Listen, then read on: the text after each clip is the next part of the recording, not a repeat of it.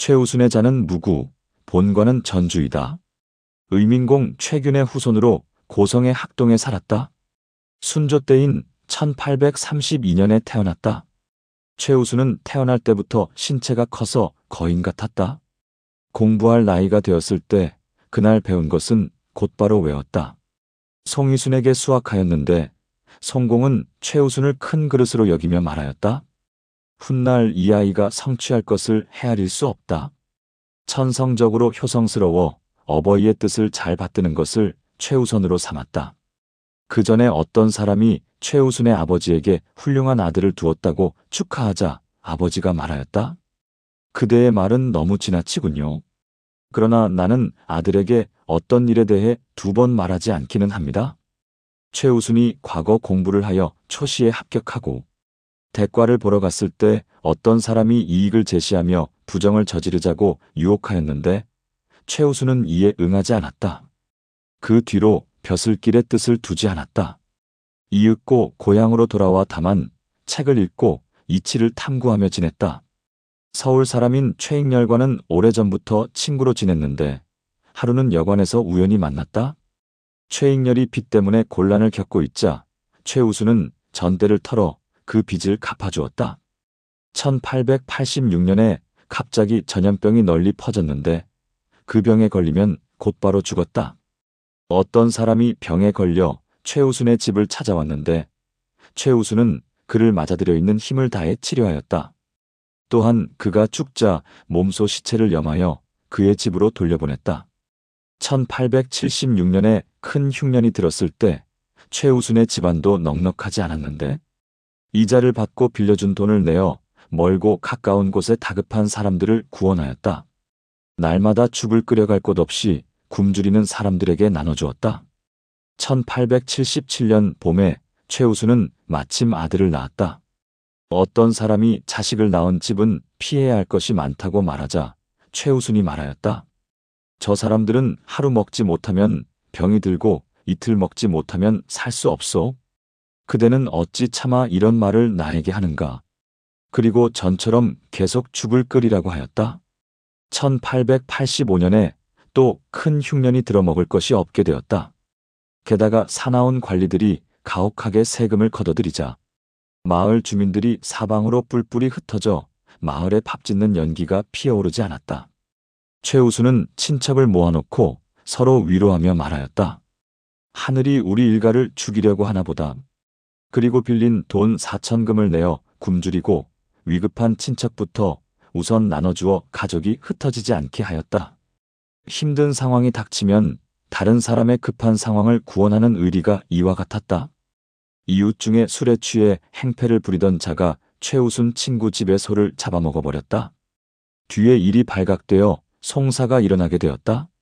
최우순은 그를 불러 용서하고 토지를 주어 경작하게 하면서 말하였다. 다시는 이런 일이 일어나서는 안 되네. 이전에 최우순이 진주의 가곡에 이사하여 살고 있었는데 1888년에 또 크게 가뭄이 들었다. 이에 살고 있던 집과 밭을 팔아 이웃 사람을 구제하였다.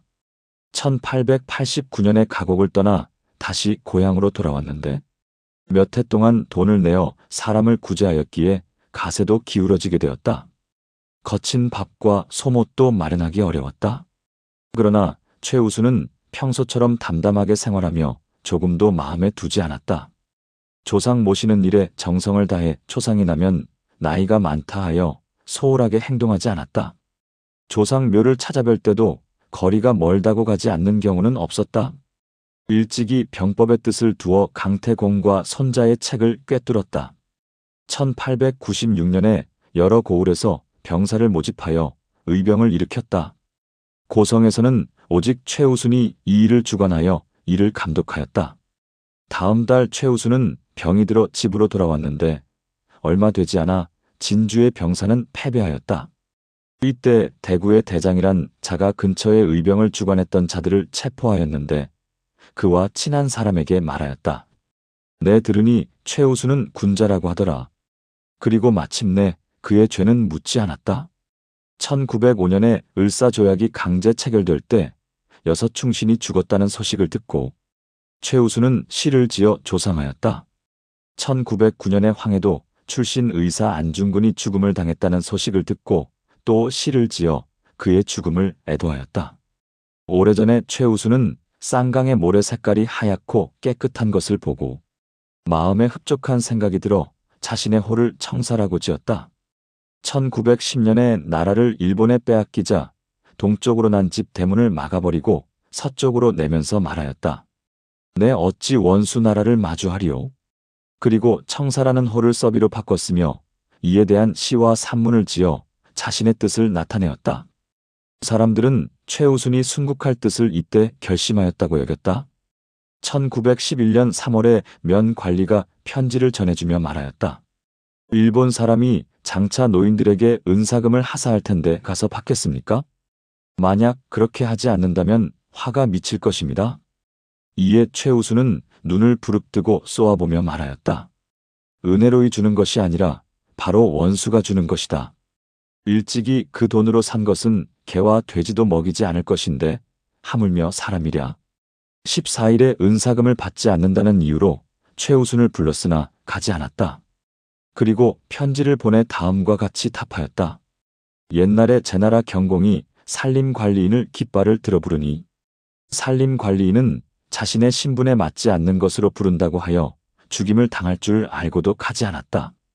더구나 지금은 의리에 맞지 않는 것이 산림관리인을 부르는 것보다 100배 더함이랴. 명색이 선비인데 산림관리인도 하지 않았던 것을 한다면 다만 산림관리인보다 못할 뿐 아니라 개와 돼지만도 못한 것이다. 절대로 받을 의리가 없다.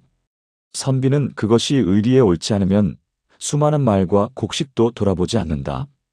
비록 강요한다고 해도 받을 수 있겠는가. 5일 동안 협박하다가 또다시 헌병을 보내 최우순을 불렀다. 최우순은 크게 꾸짖으며 조금도 두려워하지 않았다. 자식들이 대신 가겠다고 요청하였으나 최우순은 허락하지 않았으니 그들이 가서 돈을 받을까 걱정해서였다. 최우순이 헌병에게 말하였다. 밤이 깊었으니 갈 수가 없다. 너도 자라. 내일 내가 가겠다. 다음 날 해가 밝자 헌병이 일어나 살펴보니 최우순은 이미 세상을 떠나 있었다.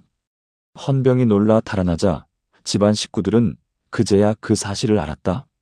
장차 시체를 묶으려고 할 때 유언으로 남긴 약간의 글을 발견하였다. 최우순이 일찍이 품 안에 약을 보관하고 있다가 상황이 이렇게 되자 모욕을 받을 것을 두려워하여 마침내 삼킨 것이다.